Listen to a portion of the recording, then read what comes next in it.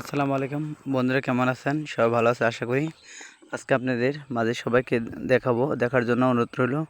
ভিডিওটি সবার ভাইরাল করে দিবেন, লাইক কমেন্ট শেয়ার সাবস্ক্রাইব করে দিবেন। সবুজের শ্যামলে আমার এই সোনার বাংলাদেশ।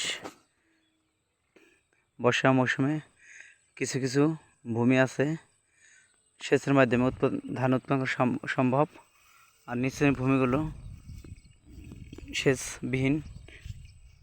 বৃষ্টি পানি ও বর্ষার মৌসুম নদীর পানি প্রবাহিত হয়, সেখানে ফসল উৎপাদন সম্ভব।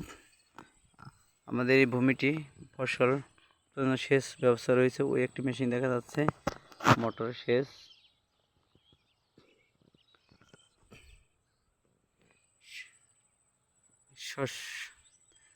সুন্দর প্রাকৃতিক সৌন্দর্য, যা আর অন্য কোথায় দেখা যায় না।